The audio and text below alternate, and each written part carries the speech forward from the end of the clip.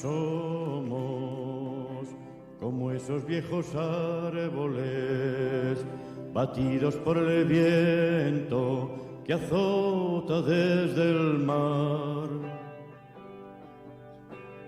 Hemos perdido compañeros, paisajes y esperanzas en nuestro caminar. Hola, buenas tardes. Una vez más estamos con vosotras y vosotros y en este primer programa de 2024 de Conservando su Memoria, emisión que hacemos la Asociación Mesa de Memoria Histórica del Distrito de Latina.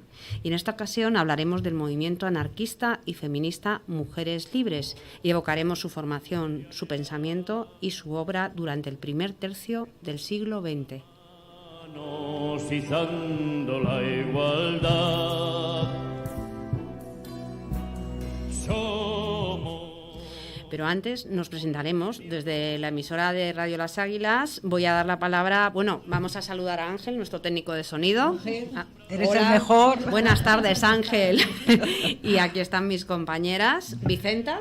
Hola, buenas tardes. Y también Inmaculada. Hola, buenas tardes. Caminos en duro batallar.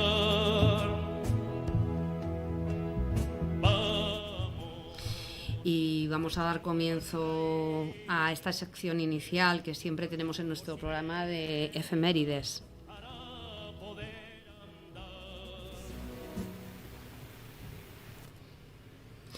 ¿Qué ha ocurrido un 10 de enero a lo largo de la historia? Pues en 1601, en España, la corte de Felipe III se traslada de Madrid a Valladolid. Madrid recuperará después la capitalidad en 1606. En 1724, en España, el rey Felipe V abdica a favor de su hijo Luis, manifestando su deseo de descanso tras 22 años de reinado. Qué cansado, ¿eh? Sus auténticas razones son la esperanza de ocupar el trono de Francia una vez muerto el duque de Orleans al estar gravemente enfermo Luis XV. En 1806, en Ciudad del Cabo, se produce la rendición de los bóers holandeses a los ingleses. En 1863 se inaugura el servicio de Metro de Londres, convirtiéndose en el primer sistema de ferrocarril suburbano subterráneo para transporte de viajeros y viajeras del mundo, con una ruta de unos 7 kilómetros aproximadamente. En 1880 se inauguran los trabajos para la construcción del Canal de Panamá por el ingeniero francés Ferdinand de Lesseps, con la explosión en la montaña de Cucaracha de la primera carga de dinamita para derrumbar cordilleras y dar paso a las aguas del canal. En 1920 nace la Sociedad de Naciones. Tras el alivio al fin de la Primera Guerra Mundial, con el propósito de terminar con todas las guerras, surge la Sociedad de Naciones para resolver las crisis internacionales y prevenir la repetición de la barbarie. A la primera asamblea en Ginebra se convoca en noviembre de 1920 y asisten 42 países. En 1929, un 10 de enero como hoy, entran en talleres la primera página de Les Aventures de Tintín, reporter du petit vingtième. Creo que lo he dicho más o menos. ¡Hola! O país de soviets. Hergé, su creador, realmente Georges Remy, concebirá otros personajes, pero Tintín le consagrará convirtiéndose en un fenómeno de popularidad mundial. Se publicarán un total de 24 álbumes y el último en 1976, fijaros qué reciente, desde 1929. El 10 de enero nacen en 1480 en Bruselas, Bélgica, Margarita de Austria, archiduquesa, como soy de clase trabajadora no me salen los títulos, ¿no? De Austria, infanta de España y duquesa de Saboya. Será considerada una de las mujeres más inteligentes de la realeza europea. En 1880, en Alcalá de Henares, en España, Manuel Azaña nace, político, escritor y presidente de la Segunda República Española. También nace hace 100 años un escultor vasco que están ahora, no me va a salir el nombre ahora, que están ahora haciendo muchísimas campañas en Donosti. Me saldrá. Sí, ahora mismo no me acuerdo. ¿El Pero del peine del viento? Sí, sí. No me acuerdo el nombre, pero también lo diremos luego. El 10 de enero mueren en 1862 Samuel Colt, inventor del revólver. El Colt famoso de las películas de americanos. En 1957, Gabriela Mistral, escritora, poetisa y educadora chilena, galardonada en 1945 con el Premio Nobel de la Literatura. En 1978 es asesinada... Chillida. ¡Chillida! Nace hace 100 años. ¡Chillida! Gracias, compañera. Porque me he quedado así con esta penita de... No lo vamos a decir porque no lo había encontrado en efemérides, pero lo han dicho hoy en la radio. Bueno, en otra radio, que esto también es la radio. Y bueno, también muere en 1978, el 10 de enero, en Managua, en Nicaragua, por matones de la dinastía del dictador Somoza, famoso, Sí. el periodista Pedro Joaquín Chamorro Cardenal, director y propietario del diario opositor nicaragüense La Prensa, ¿no? Esto es bastante significativo cuando se mata a periodistas, ¿no?, de la oposición. En 2008 fallece en Nueva Zelanda, a los 88 años, el neozelandés Edmund Hillary, primer hombre que coronó la cima del Everest, nada más y nada menos que 8.848 metros, junto a alguien, a un Sherpa siempre, ¿no? Claro, junto al Sherpa Tenzin Norgay, vamos a decir el nombre muy bien para que todo el mundo lo conozca, y esto fue el 29 de mayo de 1953 cuando consiguen llegar al Everest. Bueno, y nada, vamos a hablar hoy sí que sí ya, ¿no? En este momento vamos a dar el inicio para hablar de lo que nos ocupa, el tema que nos ocupa esta tarde, que es el movimiento de mujeres libres.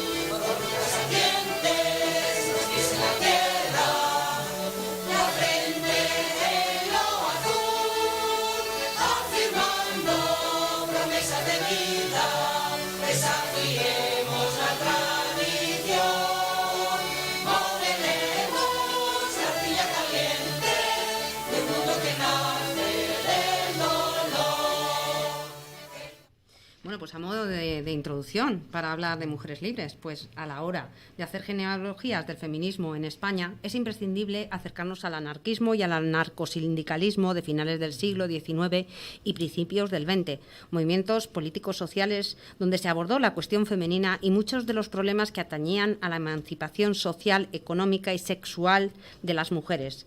Desde cabeceras como la Revista Blanca o estudios se entablaron debates de primer orden a propósito de temas tan dispares como la maternidad consciente, el control de la natalidad, la libertad y la educación sexual, la destrucción de la familia patriarcal y sus jerarquías, los derechos salariales o el papel y naturaleza que las mujeres debían tener en la sociedad nueva.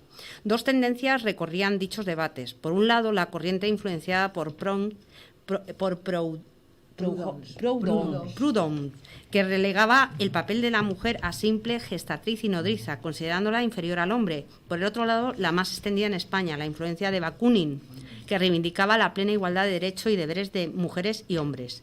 Tal y como señala Mari Nash, que va a ser nuestra autora de la tarde, Mari Nash, estas discusiones junto con la campaña en pro de la educación sexual dieron lugar a la progresiva toma de conciencia de las mismas mujeres, quienes, asimilando los principios anarquistas, los aplicaron a su propia situación, lo que se tradujo en que posteriormente se organizaran numerosas agrupaciones de mujeres anarquistas en multitud de pueblos y ciudades.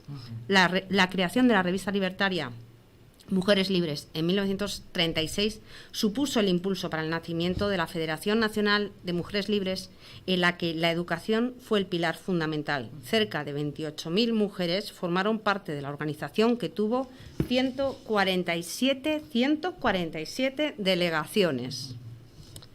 Y vamos a escuchar un poquito de música.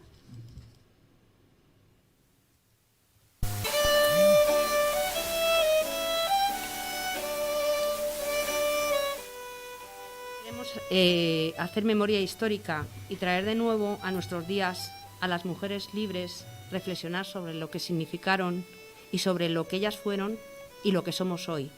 Ahí va nuestro homenaje y las vamos a nombrar. Amparo Pox y Gascón. Lucía Sánchez Saornil, Mercedes Comaposada, Concha Liaño. Antonia Fontanillo, Concha Pérez, Sara Berenguer. Dolores Prat, Suceso Portales. Y muchas otras más. Y ahora, bueno, pues vamos a introducir, ¿no?, a través de Inma, nuestra compañera, que nos va a hablar, nuestra compañera, que nos va a hablar de la CNT y las mujeres en los medios anarquistas. Inma. Hola, buenas tardes. Cuando quieras. Bueno, antes de todas estas introducciones tendríamos que referirnos, porque es importante, a los orígenes del movimiento obrero en España, que se pueden situar entre 1830 y 1868. El lugar, Cataluña, que era el único lugar donde existía una industria moderna, que era el sector textil algodonero. Aquí se producen los primeros conflictos y se fundó el primer sindicato, la Asociación de Tejedores de Barcelona. También tuvo lugar la primera huelga general en 1855, durante el bienio progresista, y también se reunió el primer Congreso Obrero en 1865, seguido de otro en el 68, tras el triunfo de la Revolución de la Gloriosa. Con la formación en España de los primeros grupos de la Primera Internacional, en el 69, uno en Madrid y otro en Barcelona, comienza una nueva etapa en la historia del movimiento obrero. Y como dice Tuñón de Lara, por vez primera la conciencia de clase se expresaba a un nivel en el que se ponía en tela de juicio la totalidad del sistema de relaciones de producción, instituciones y valores. Es decir, que esto empezaba a tomar cuerpo. Apuntamos solamente unos breves apuntes acerca del sindicalismo libertario, que en 1910, en Barcelona, dio origen a la CNT. Fue fruto del segundo congreso del sindicato catalán Solidaridad Obrera, en el que se propusieron constituir una fuerza alternativa al sindicato mayoritario por entonces, que era la UGT. Este congreso fue por petición del secretario Anselmo Lorenzo, que por cierto tienen una fundación en donde guardan y atesoran importante material sobre el anarquismo y la CNT en este país.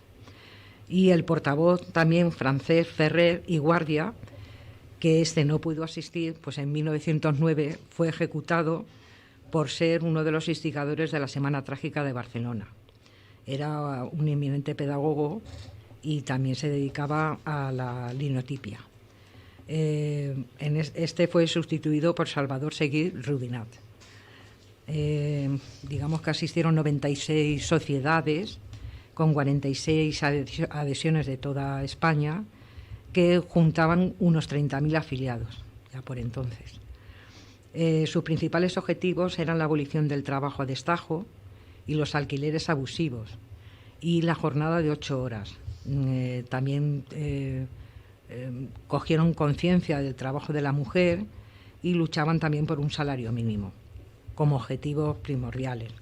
La CNT es un sindicato con dos almas que se retroalimentan, una utilitarista y la utópica. Tuvo una gran importancia en la modernización del país por sus reivindicaciones sociales y la petición de los derechos de la clase obrera.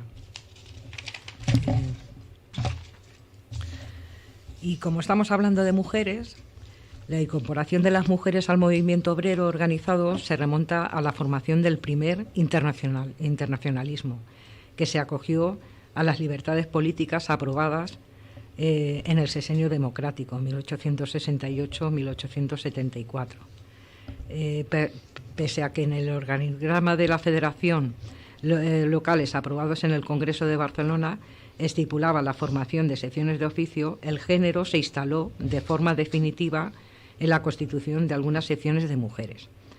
Las mujeres participaron en las movilizaciones del momento contra las quintas, los consumos, protestas campesinas, sumándose a todas las huelgas de la primavera de 1873, antecedentes del movimiento cantonalista. Algunas precursoras de estos movimientos fueron Guillermina Rojas, que era una maestra de escuela y costurera, participó activamente en mítines obreros y llegó a ocupar el cargo de secretaria del Consejo Local de Madrid. Participó en mítines donde atacó a la organización familiar existente, rechazaba el matrimonio y defiende conceptos como el amor libre. Elisa Huigor, perteneciente al Ateneo Catalán de la clase obrera, inserta en la Federación, hace un llamamiento para acordar un programa de emancipación femenina bajo principios colectivistas. Estamos hablando de finales del 19. María Rodríguez Fernández, otra obrera madrileña, pese a todo esto, las mujeres siguieron militando y formando parte del movimiento obrero en etapas consecutivas. Es decir, su afiliación era pequeña, pero lo que hicieron tuvo mucha importancia porque se trataba de tomar la palabra, que era lo que se les negaba, ¿no? Entonces estas mujeres marcaron una clave, ¿no?, para llegar a donde estamos incluso hoy, ¿no?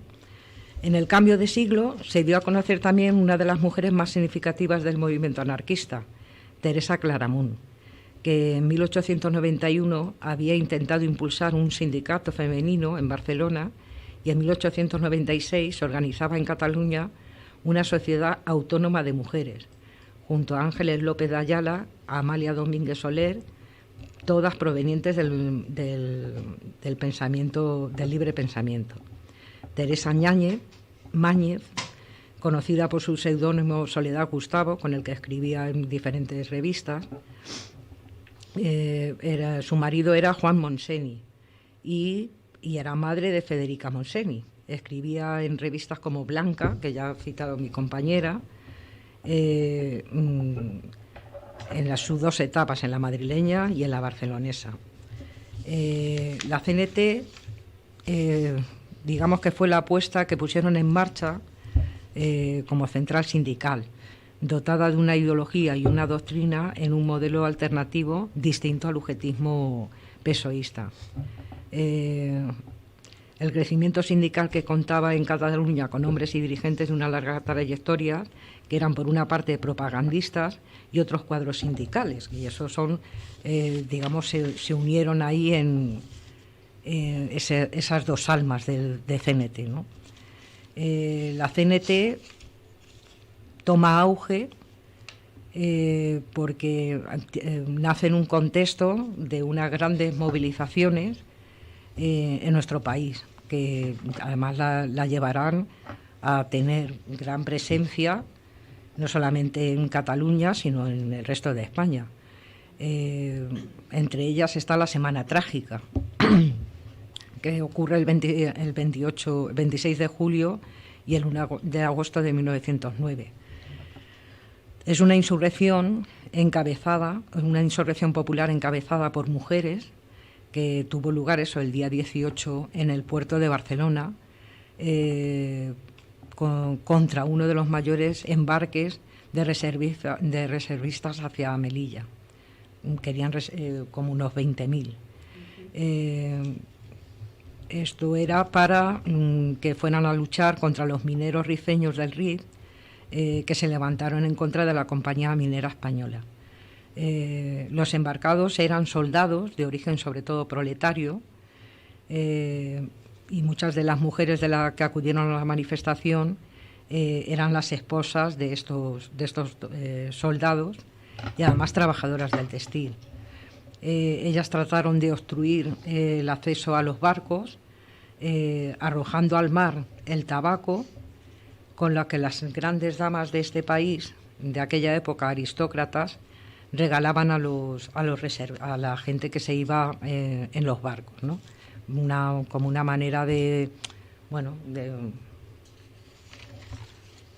comprarlos, ¿no? Es decir, estos regalos, ¿no? También a las mujeres las regalaban medallas y escapularios. Claro, todo esto era porque la mayoría de la población en este país no tenía las 1.500 pesetas que necesitaban para que no ser enrolados, ¿no?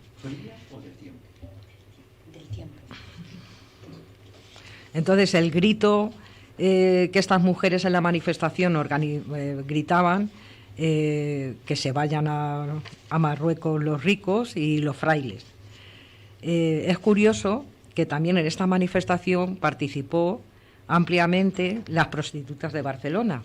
Claro, ellas veían que su trabajo pues se iba a quedar reducido, ¿no? Pero bueno, tomaron conciencia y se fueron con las mujeres que querían parar el embarque, ¿no? Entonces el movimiento de la Semana Trágica, que esto yo creo que es un tema muy interesante que deberíamos de tratar en otro programa, claro, trató de subvertir el orden establecido, el clerical, el colonial, el conservador, militarista, es decir, que atacó duramente al sistema de la Restauración. Claro, los Maura y compañía enseguida iniciaron la represión, detuvieron al comité de huelga, que estaba compuesto por socialistas, sindicalistas y anarquistas, y hubo mujeres claves en esta semana, entre ellas Carmen Alauch, Juana Ardiaca, Mercedes Monge y Teresa Claramunt. El resultado de todo esto fue 117 muertos, 6 de las cuales eran mujeres, 500 heridos y más de 2.000 detenidos, entre ellos, 5 ejecutados, entre ellos el que no pudo acudir al Congreso de la CNT. Otra de las claves la CNT fue ilegalizada después. Otra de las claves del movimiento cenetista es que ellos mantenían, por ejemplo, ante la Primera Guerra Mundial en 1914, ellos tuvieron una posición contra la guerra, ellos hicieron una huelga en de obreros catalanes para negarse a construir carros de guerra para los rusos. Fueron acusados de ser germanófilos, nada más lejos de la realidad.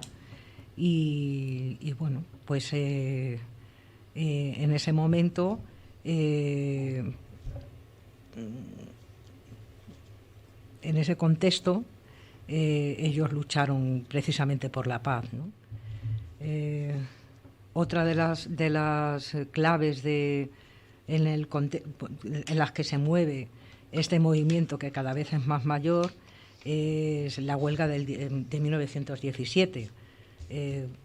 Por ejemplo, durante la Primera Guerra Mundial España es neutral, y esto le permite crecer, España, el gobierno de España, ¿no? Le permite crecer comercial e industrialmente, y la demanda externa impulsó una euforia productiva donde muchos se hicieron ricos, más o menos como ahora. Se repite todo. Entonces, en 1915 hubo una inflación de precios enorme. Los productos y servicios cada vez estaban más caros y los salarios no subían, ¿no? Hubo una escasez de pan y de productos de primera necesidad que los trabajadores no podían comprar, de tal manera que incluso se organizaron la toma de almacenes para poder conseguirlos, ¿no? A esta gravosa situación, CNT y UGT llevan a cabo un movimiento social reivindicativo exigiendo una reducción de precios de los alimentos y una solución a la crisis laboral. Esto culmina en la huelga general indefinida de 1917. El movimiento sindical aquí se dividió UGT era más partidario de una huelga pacífica con carácter reformista y la CNT lucha en las calles y se enfrenta a las autoridades. Hay que tener en cuenta que tanto en 1909 como en esta época de la huelga del 17, también los patronos se organizan y bueno, pues ellos lo que hacen es contratar pistoleros y se van a asesinar a los líderes sindicales sin ningún problema. El gobierno, por su parte, detiene a todo el comité de huelga y entonces mueren en torno a 100 personas, ¿no? Aunque la huelga fracasa, tanto UGT como CNT demuestran una gran capacidad organizativa, por lo que esto genera un grave problema a la patronal, porque, claro, aquí los trabajadores ya están organizados y ya saben por dónde ir, ¿no? Entonces, bueno, eso les asusta y por eso organizan estos movimientos de piquetes de pistoleros que asesinan a la gente, ¿no? Hay un dato a nivel de afiliación sobre la CNT que, por ejemplo, en 1911 tenía 29.500 afiliados. En 1919, 705.512. Y en 1936 llegó a tener cerca de 1 millón de afiliados. Eso ahora actualmente los sindicatos, vamos, se pondrían las botas, ¿no? Pero claro, esto fue producto precisamente de ese contexto en el que CNT y los movimientos anarquistas supieron dar, contextualizando ese movimiento y consiguiendo mejoras para la gente, ¿no? Otro hito que marca, y aquí ya termino, la gran afiliación de la CNT fue la huelga de la Canadiense en 1919.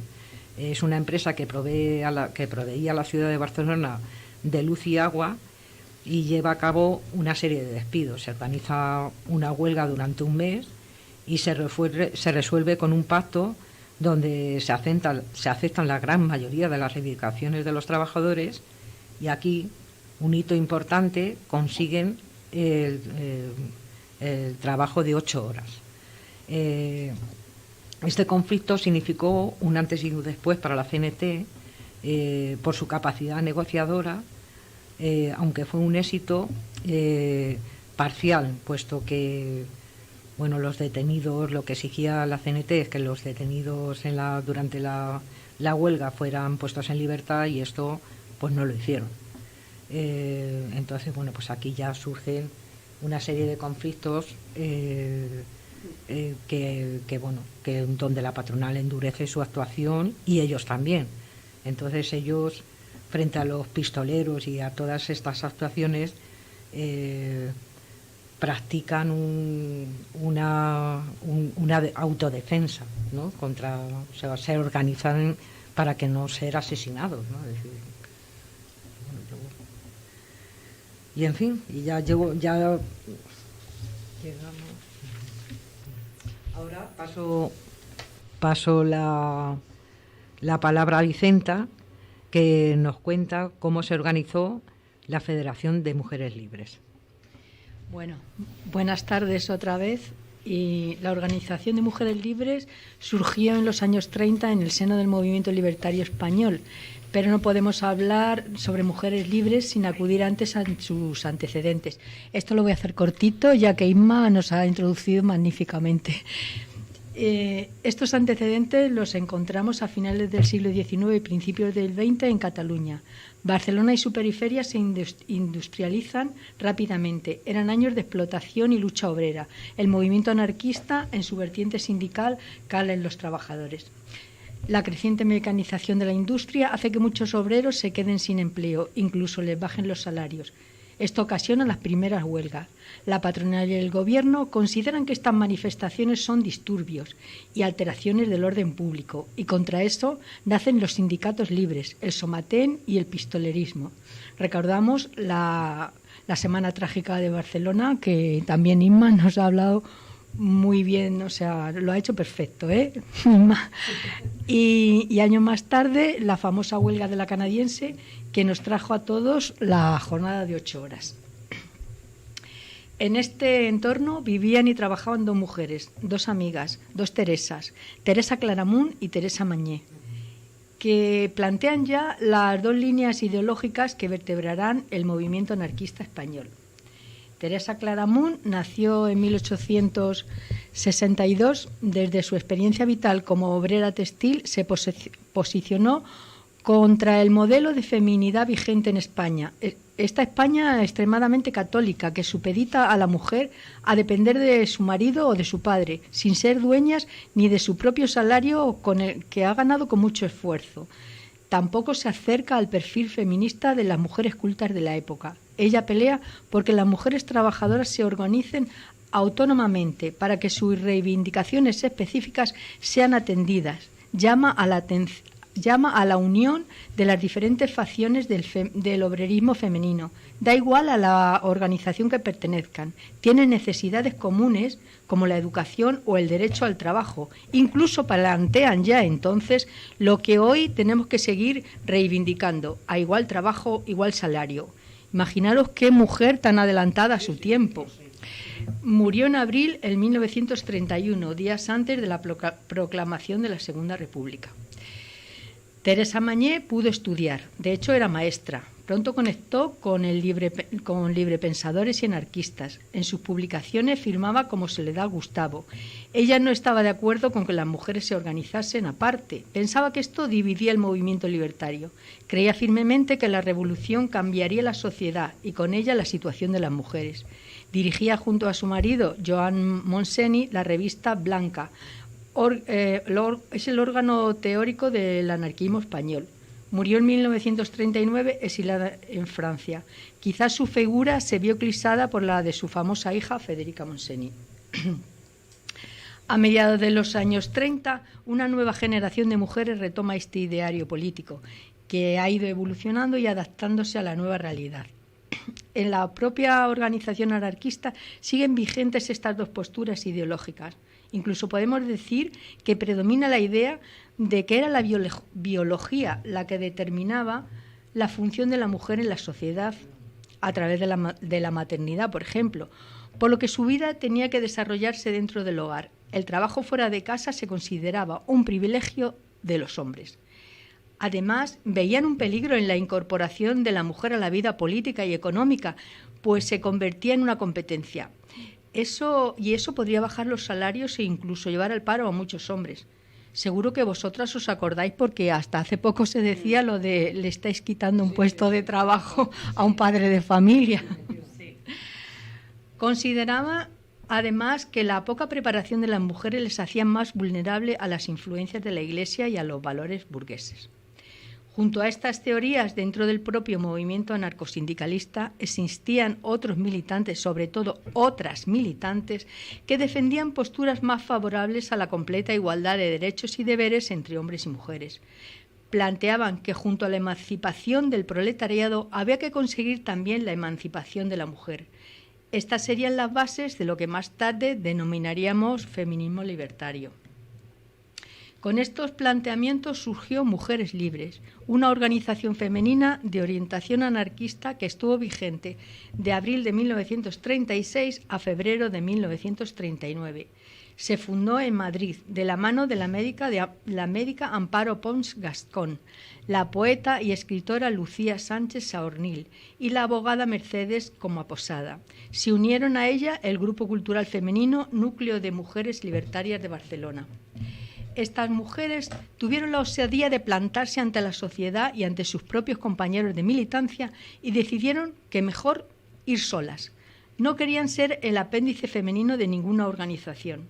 Eran conscientes que la revolución podía cambiar la sociedad, pero ellas tenían que estar preparadas. Querían ser plenamente partícipes de este cambio que venía. Las mujeres tenían que tener conciencia de su propia realidad, porque primero eran mujeres, después hijas, madres, militantes, trabajadoras, pero sin que el hecho de ser mujer las limitase. Querían ser mujeres libres al fin. Había llegado el momento. Así ellas mismas lo expresan. Dicen, Sin pretender ser infalibles, tenemos la certeza de llegar en el momento oportuno. Ayer hubiera sido demasiado pronto, mañana tal vez sobrado tarde. Mujeres Libres planteó por primera vez en España lo que podríamos llamar feminismo proletario, es decir, tratar los problemas de la mujer desde una perspectiva de clase.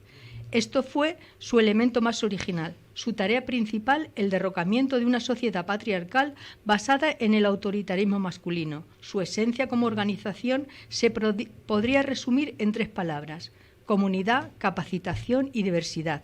Estaban comprometidas con la sociedad, pero también con el desarrollo de cada miembro. Dice Marinas: el objeto inicial de Mujeres Libres fue la emancipación de la mujer y su capacitación para el movimiento y su captación para el movimiento libertario. Su finalidad primordial, la liberación de la mujer de la triple esclavitud que recaía sobre ella: esclavitud de la ignorancia, esclavitud como productora y esclavitud como mujer. Nunca pretendieron conformarse con ser una minoría dirigente. Se proponían ser una organización de masas de mujeres trabajadoras. Por lo que en los años siguientes la organización fue extendiéndose por la zona republicana del país. El total de las agrupaciones de Mujeres Libres reunirían a unas 20.000 afiliadas, en su mayoría de clase obrera. La falta de preparación de las mujeres era una realidad a la que debían hacer frente. Sabemos que en los años 30 el analfabetismo femenino rondaba el 50%. Por lo que la mejor ayuda para las mujeres en su lucha por la independencia sería procurarles formación. Desde las distintas agrupaciones se fueron planteando campañas contra el analfabetismo, clases de cultura general, participaron en conferencias y congresos, montaron talleres y multitud de cursillos que abordaban temáticas tan dispares como la puericultura o la conducción de autobuses. También hicieron programas de radio o excursiones al campo. Otro hito fue conseguir montar guarderías para que las madres pudieran incorporarse plenamente al mundo del trabajo. Desde el núcleo fundacional se impulsó además la idea de crear la revista del mismo nombre, Mujeres Libres, impulsando una línea editorial moderna dedicada a la cultura y la documentación social. Se difundió por todo el país con el fin de interesar a mujeres, pero también a hombres. La sociedad solo podía cambiar con la participación de todos. Fue una herramienta fundamental para desarrollar el trabajo formativo, propositivo y organizativo de la Federación. Se distinguió por su originalidad en el contenido y los tratados, por el moderno diseño y la maquetación, también por las ilustraciones. Se publicaron 13 números. El primero vio la luz en mayo de 1936 y el último el otoño de 1938. Pero las aspiraciones de Mujeres Libres quedaron por lo general rotas. No conseguían la participación y el interés de las organizaciones libertarias. No pudieron superar el paternalismo de la mayoría de sus militantes.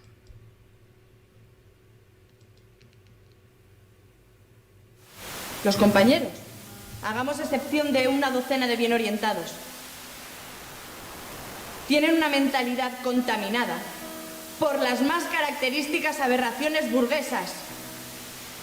Mientras claman contra la propiedad, son los más furibundos propietarios. Mientras se yerguen contra la esclavitud, son los amos más crueles. Y todo ello se deriva del más falso concepto que haya podido crear la humanidad: la supuesta inferioridad femenina. Aunque la Federación de Mujeres Libres se fundó en el año 1936, esta organización no surgió al calor de la contienda, pero las circunstancias de la guerra determinaron su trayectoria. Su análisis político del enfrentamiento les lleva a señalar que la denominación de guerra civil era incorrecta, pues se trataba de una guerra social, de una lucha de clases por la implantación de un sistema social más justo. Estas mujeres estuvieron luchando en las barricadas, en la retaguardia, manteniendo fábricas, hospitales y escuelas, al mismo tiempo que promovieron la educación social. Ellas también perdieron la guerra y su nombre y su memoria se fueron borrando de la historia durante años.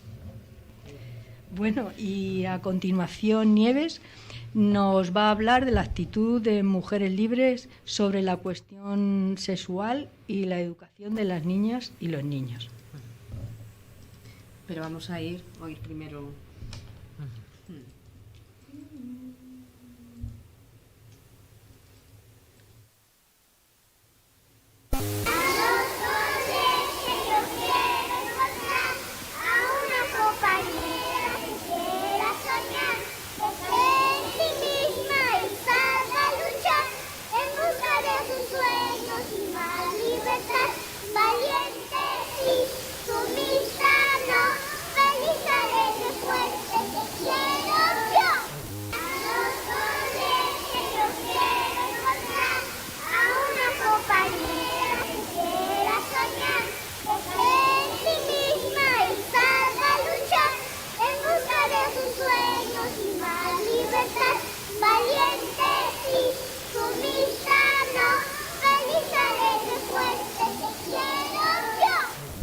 Bueno, qué voces tan preciosas diciendo cosas tan interesantes, ¿verdad? Bueno, pues nada, continuamos con Marinás. Marinás, claro, pero bueno. Según Marinás, Mujeres Libres creía que la desigualdad económica y social de la mujer frenaba no solo el correcto desarrollo de la lucha para la revolución social y por la liberación de la mujer, sino que era una de las causas primordiales del problema sexual. Para Mujeres Libres, la dependencia económica de la mujer, en la mayoría de los casos, la esclavizaba y le quitaba la libertad en el terreno sexual. El problema sexual estaba íntimamente ligado a los problemas sociales y económicos y, por lo tanto, consideraban que debía buscarse una solución global de tipo social. Para Mujeres Libres, las anteriores campañas en pro de una libertad sexual que tanto auge tuvieron en los medios anarquistas y anarcosindicalistas había, por lo general, perjudicado a la mujer. Estas campañas no habían logrado crear una auténtica comprensión de lo que representaba la libertad. ¿Perdón? El boli. Damos un boli, me piden por aquí. A ver, lograron crear una auténtica comprensión de lo que representaba la libertad sexual. Al contrario, en la mayoría de los hombres había cuajado una concepción superficial que, de hecho, iba en contra de los intereses de las mujeres. Los miembros de Mujeres Libres criticaban, bueno, más bien las integrantes de Mujeres Libres, criticaban la acusación de muchos militantes que se tenían a sí mismos como anarquistas y que en sus relaciones con las mujeres que acudían a ateneos o a lugares de reunión las consideraban como un objeto sexual cuya función era la de satisfacer el instinto sexual del hombre. Para el anarquismo, la libertad sexual en el amor libre debía ser una superación y una sublimación del amor en el que, en un plano de completa independencia, se alcanzaría una compenetración entre el hombre y la mujer. Pero para Mujeres Libres, los anteriores intentos de libertad sexual no se acercaron siquiera a esta concepción e incluso resultaron negativos para las mujeres. En primer lugar, por llevarlas a una pseudo-libertad que en realidad no hacía más que reforzar su esclavitud sexual anterior. Y en segundo lugar, por desviar toda la amplia problemática social y económica al terreno exclusivamente sexual. Advertían también que el intentar establecer una libertad sexual bajo las estructuras económicas y sociales vigentes era partir de un falso planteamiento del problema, puesto que bajo el régimen capitalista solo una pequeña minoría de mujeres podía aspirar a esta libertad, excluyendo por completo a la mayoría de las masas trabajadoras. Yo no sé si esto os recuerda, me está sonando una musiquita en la cabeza.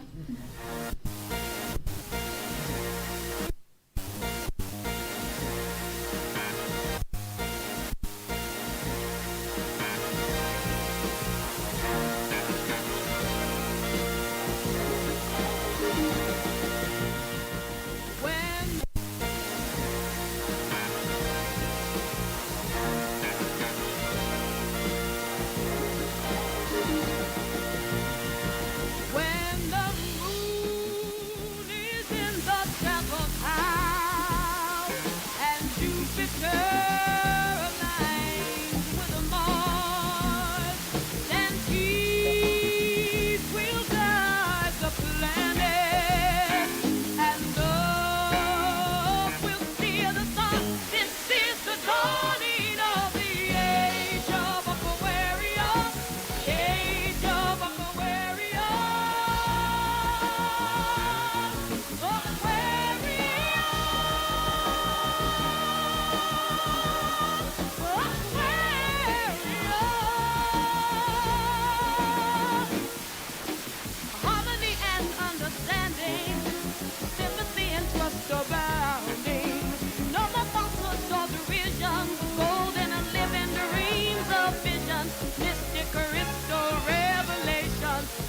the mind's true liberation of the warrior.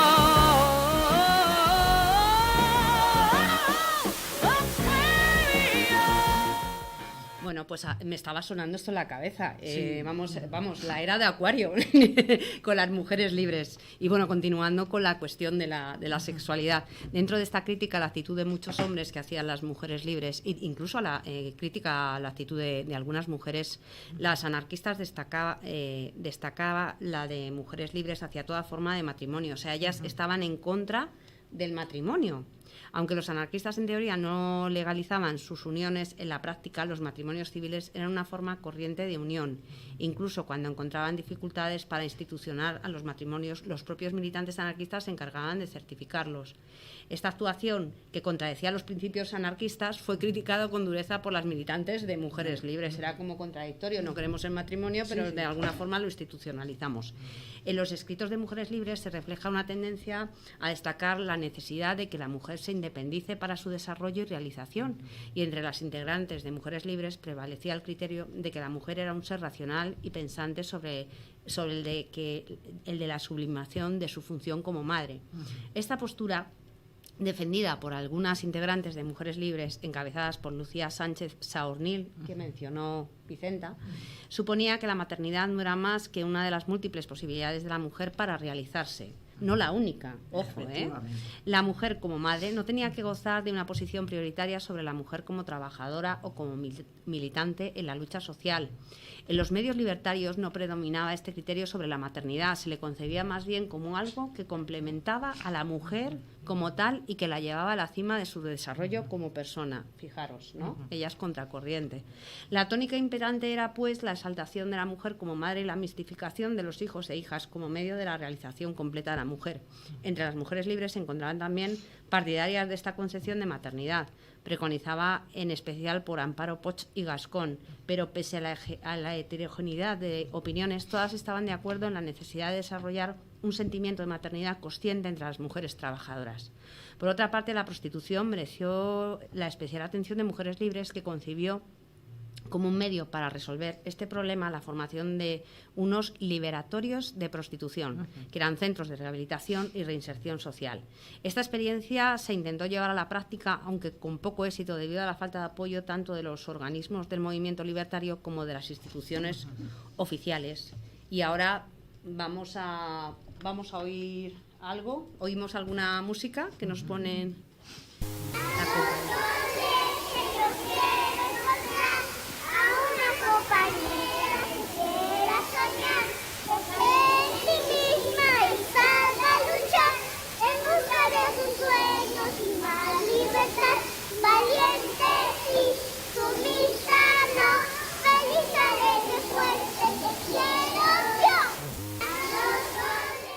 Bueno, pues sobre la educación de niños y niñas y continuando con Marinás, la educación en la pedagogía era otro de los temas en los que se interesó mucho la organización libertaria femenina.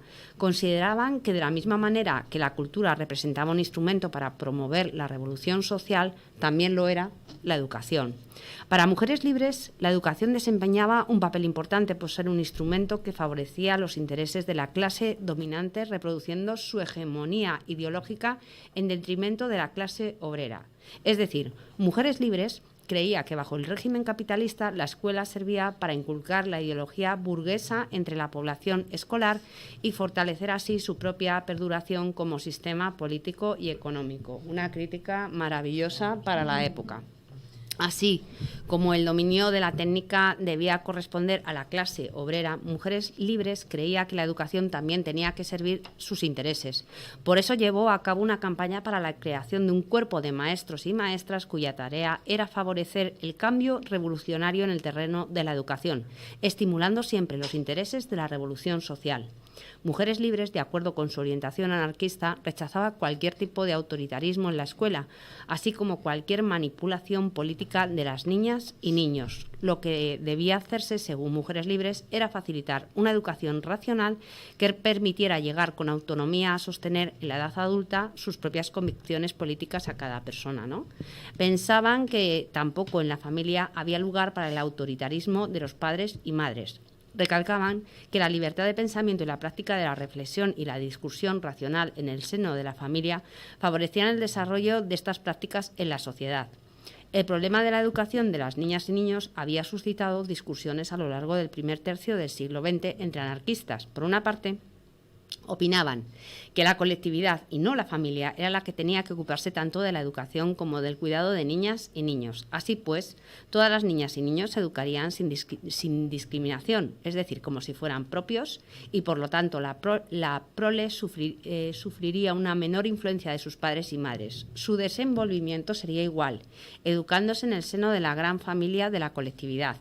Junto a esta opinión coexistía otra, según la cual los padres y madres desempeñaban también un papel muy importante en la educación. La educación colectiva no sería completa, puesto que niñas y niños también necesitaban a las madres y padres tanto para su educación general como para su formación física y psicológica. La educación colectiva quedaría subordinada a la formación en el hogar y correspondía, por lo tanto, a las madres y padres desempeñar el papel primordial en la educación. Mujeres libres participaban de la segunda postura, que mantenía que la tarea de educación de niños y niñas tenía que desarrollarse simultáneamente en el hogar y en la colectividad. Esta educación tampoco tenía que ceñirse a las cuatro paredes de la escuela, puesto que, según Mujeres Libres, no debía haber separación alguna entre la vida cotidiana y la escuela. El proceso de formación tenía que ser global, mediante un contacto constante con la realidad de la escuela, de hogar y de la calle. Al abogar por el contacto directo de la niña y el niño con el mundo real, Mujeres Libres preveía también un contacto natural entre niños y niñas de ambos sexos, evitando todo tipo de perjuicios y tabúes en sus relaciones. Esto me parece súper moderno.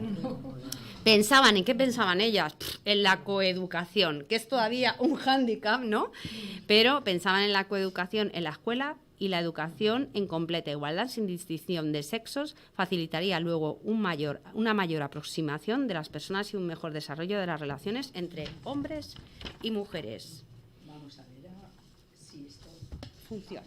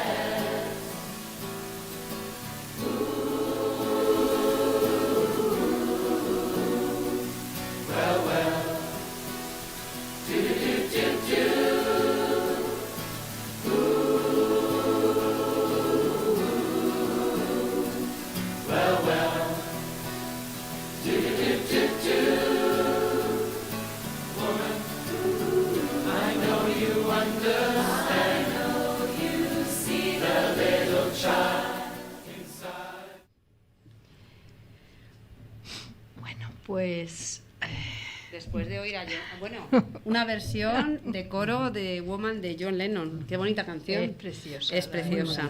Es preciosa. Bueno, pues ahora vamos a tratar de acercarnos a las mujeres más relevantes de este movimiento.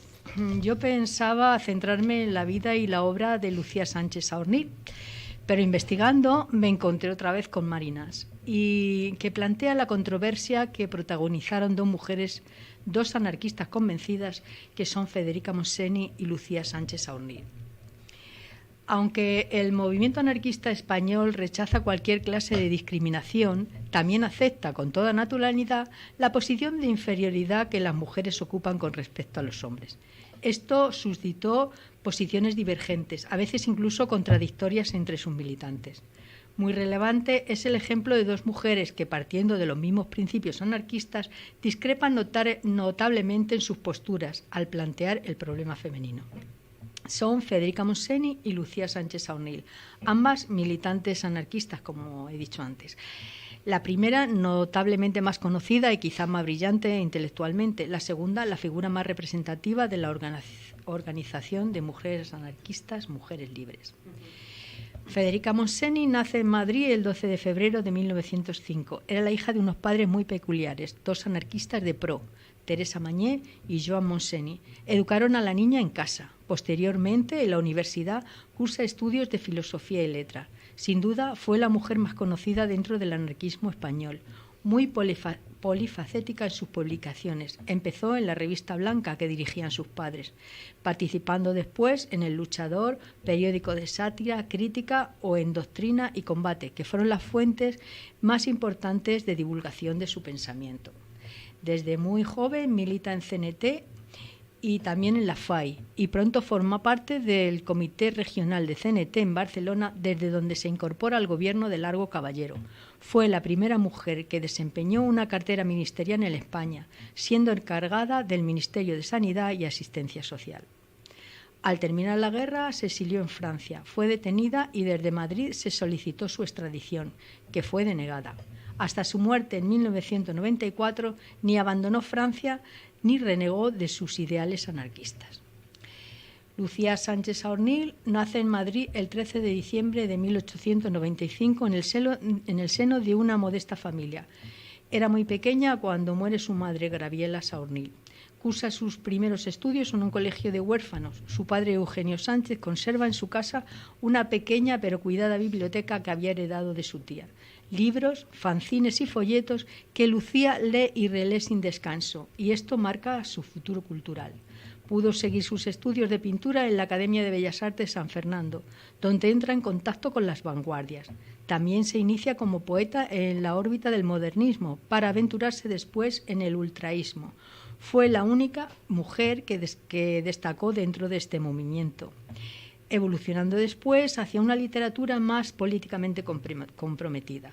Publica sus textos en las principales revistas del momento, La Gaceta Literaria, Ultra, Los Quijotes o Cervantes. En ocasiones firma con el seudónimo de Luciano de Sansaor. Al tiempo trabaja también en la compañía telefónica. Allí comienza su militancia en CNT. Se hace cargo del periódico del sindicato. Meses antes de acabar la guerra acepta también la Secretaría General de Solidaridad Internacional Antifascista en España. Como ya he dicho, trabajó incansablemente para la Federación de Mujeres Libres, siendo una de sus principales dirigentes. Fue una mujer muy polifacética, poeta, pintora, periodista, telefonista, sindicalista y luchadora por la emancipación de las mujeres, pero sobre todo anarquista comprometida. Miliciana en la guerra, se vio obligada a exiliarse. En Francia colaboró en labores de ayuda a refugiados. Cuando estalla la Segunda Guerra Mundial, junto a América Barroso regresa a España de forma clandestina. Primero vivieron en Madrid y después en Valencia, donde muere en 1970. Su obra ha sido recopilada y publicada de forma póstuma. Y ahora voy a intentar sintetizar ambas posturas. Federica consideraba que debía asumir la difícil tarea de influir en las mujeres españolas. De sus escritos se puede observar que critica muy severamente a las mujeres, a las que considera frívolas, analfabetas, esclavas de prejuicio y cerradas a toda idea de progreso y renovación. Y lo peor es que como esposas y madres era la encargada de educar a las futuras generaciones. Sin embargo, niega la existencia del problema específico de las mujeres. Habla siempre en términos de problema de los sexos. La solución que propone estaba estrechamente ligada con su propia concepción del anarquismo, una solución social, la transformación total de la sociedad, implantando una nueva justicia social basada en el comunismo libertario. Literalmente plantea igualdad absoluta en todos los aspectos para los dos, independencia para los dos, capacitación para los dos, camino libre, amplio y universal para la especie toda. Confiaba que el futuro traería una nueva mujer que se caracterizaría por su dignidad, su orgullo de sexo y su plena confianza en sí misma. Hasta entonces, la mujer había sido únicamente un ser sumiso que vivía su vida a través de un hombre. Pero no confiaba en las proposiciones feministas, porque según ella no tenían ninguna trascendencia social ni valor revolucionario. Su proclama era: feminismo jamás, humanismo siempre. Lucía no tenía tanta relevancia como Federica entre los anarcosindicalistas españoles, pero al igual que ella reconocía que la mujer de su tiempo era una persona inculta y poco interesada en cuestiones sociales. Sin embargo, no achacaba esto a su falta de voluntad, sino que buscaba las causas en el papel que se le había asignado a la mujer a través de la historia. Ella no era culpable de su situación, lo era el sistema social y la explotación a la cual se veía sometida. Resaltaba en sus escritos que no se podía culpar al esclavo de su esclavitud. Consideraba que la mujer sufría una explotación específica por razón de su sexo, y uno de los agentes de esta explotación era el hombre. Recogiendo ideas que ya esbozara Teresa Cladamun a principio de siglo, Lucía pensaba que la mujer no era inferior al hombre, y si no había llegado a su pleno desarrollo dentro de sus capacidades, era debido a la explotación a la cual se veía sometida.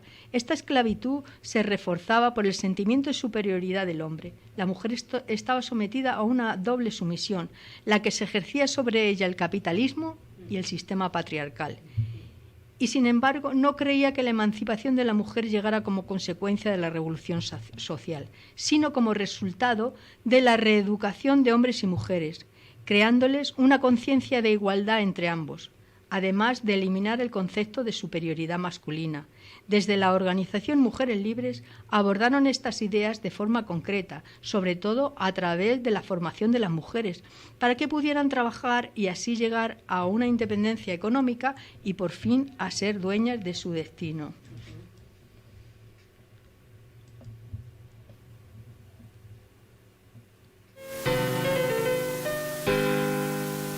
Pero es verdad que la esperanza ha muerto. Es verdad que ya toqué la frontera de mi destino. Dios, y será cierto que ya no me encenderá la otra primavera. Ya no veré altamales, solo un puerto de sirenas baladas que exaspera mi ansiedad. Condenada a un punto muerto. Dar, besar, medir lo que yo era.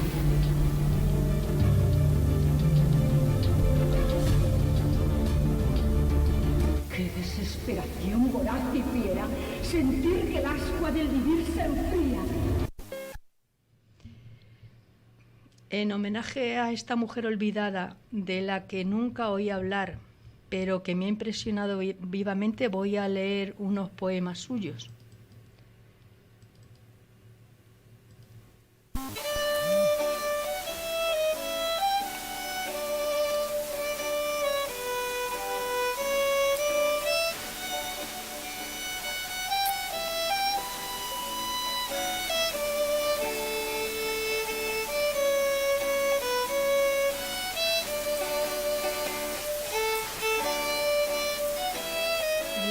Ahogándose en el fondo. Después evoluciona y tiene, para mí me parece muy representativo este otro. Dice: tal un vendaval impetuoso, borremos todos los caminos, arruinemos todos los puentes, desarraiguemos todos los rosales, sea todo liso como una laguna, para trazar después la ciudad nueva. Muchas gracias. Muy bonito, muy bonito. Ahora nuestra compañera Inma aborda la figura de Mercedes como Posada. Era Maika quien iba a venir, no ha podido.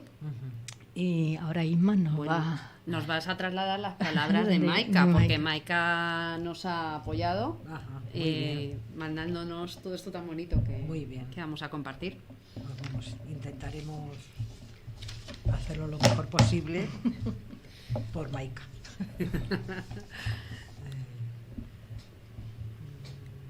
Una de las... Maika aborda la figura de Mercedes Coma Posadas. Mercedes Coma Posadas Guillén nace en 1901 y muere en 1994. Fue, junto con Lucía Sánchez Saorní y Amparo Poch, una de las fundadoras de la agrupación Mujeres Libres. Criada en el seno de una familia obrera, Mercedes era hija del líder sindical Josep Coma Posadas Gili. uno de los fundadores de la Unión General de Trabajadores.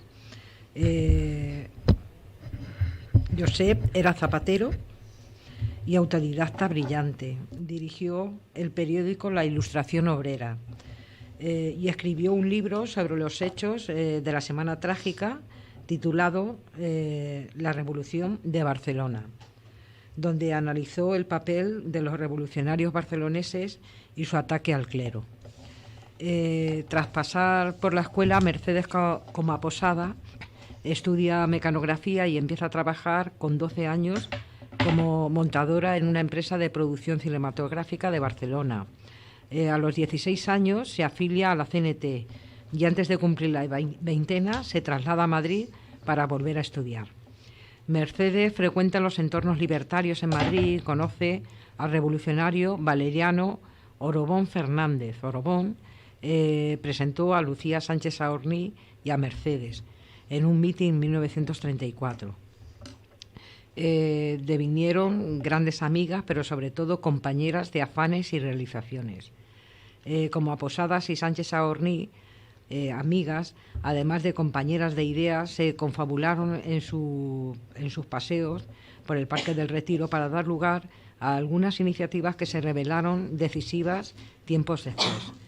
Como a Posada debió explicarle que los cursos encargados por Orobón no funcionaban y pese a que eran partidarios de la enseñanza mixta, decidieron separar a las mujeres de sus compañeros para dotarlas de una personalidad autónoma que les permitiera incorporarse a los sindicatos y ateneos, pudiendo desempeñar cualquier cargo en las organizaciones libertarias.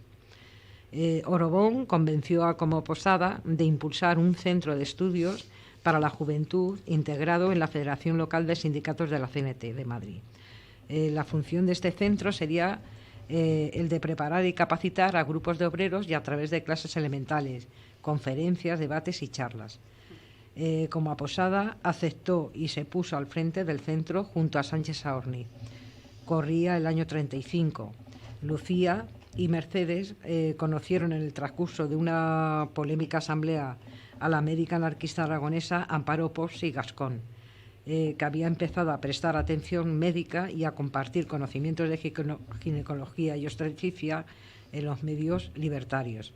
Las tres mujeres intercambiaron ideas alrededor del debate de la incorporación de la mujer a la lucha obrera sindical libertaria. La voluntad de las tres pasaba por la captación, la formación y capacitación de mujeres, a lo que se ha referido también Vicenta, así como a la divulgación del ideal anarquista. Para ello, además de las clases para las mujeres, debía existir un órgano de difusión. Este se materializó con la publicación de Mujeres Libres. Comaposada hilvanó durante la Guerra Civil una red de cordialidad entre mujeres capacitadas por su formación y mujeres con poca preparación académica para enseñarles herramientas culturales básicas y que éstas capacitaran a su vez a otras, haciendo crecer estas redes de emancipación que nunca se olvidaron. El malestar de sus compañeros de organización acercó a muchas de estas mujeres, jóvenes mujeres libres, organización y revista, viviendo una experiencia vital que no olvidaron nunca. La Guerra Civil desencadenó una red solidaria que permitió que a las mujeres obreras se las alfabetizase, leyendo, ampliando sus horizontes, cambiando el trabajo y teniendo iniciativas propias. La cultura dotaría a las mujeres también de capacitación material. Las obreras podían acceder a empleos mejor pagados que les permitieran ganar en autonomía personal para romper las relaciones de dependencia respecto a los hombres.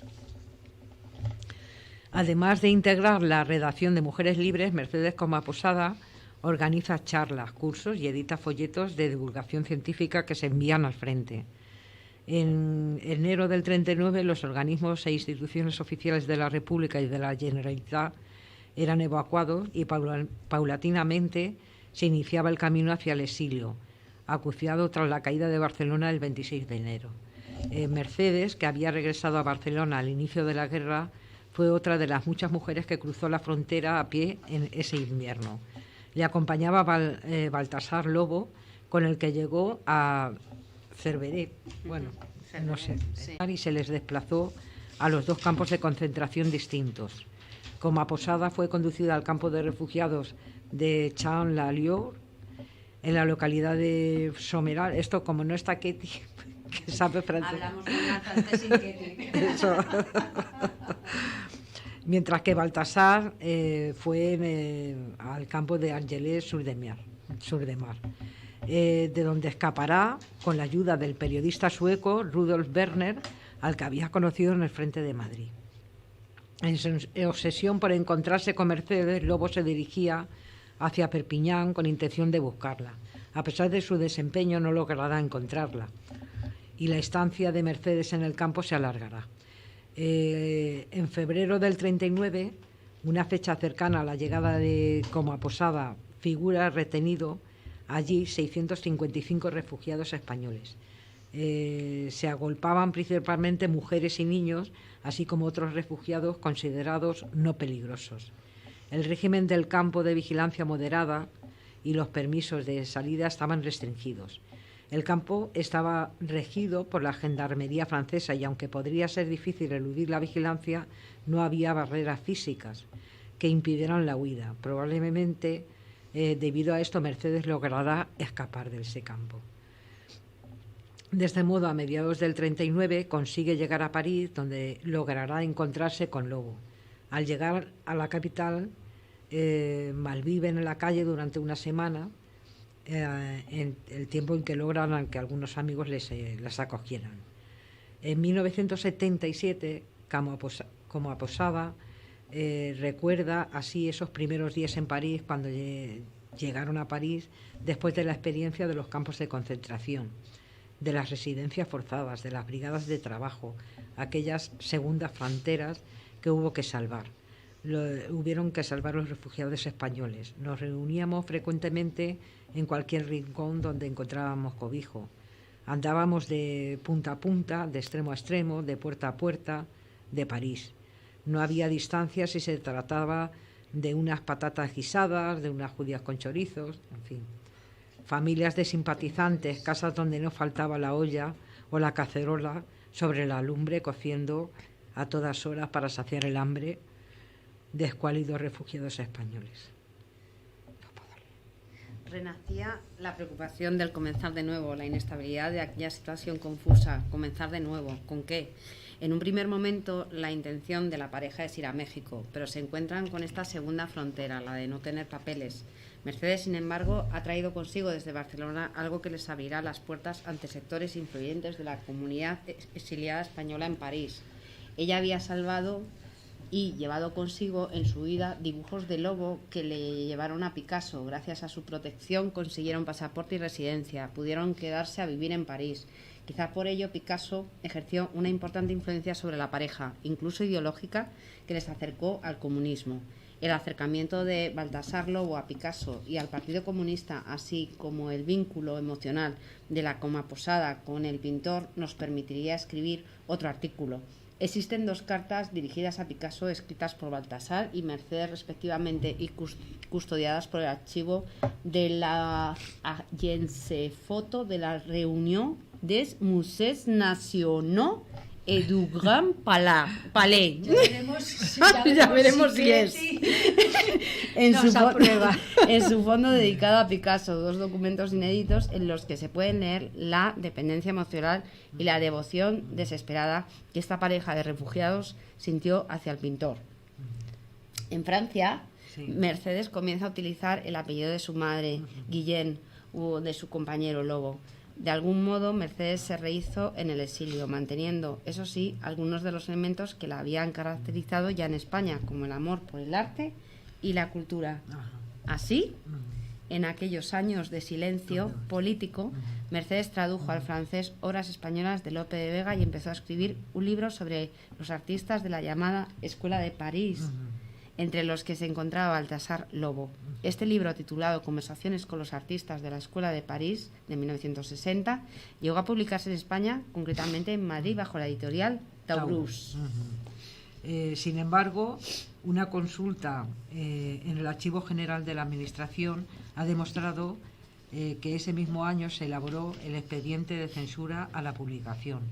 Llegados los años 60 y 70, los artistas españoles empiezan a hacer frecuentes y fugaces viajes a la península, planteándose la cuestión de mantenerse o no en el exilio.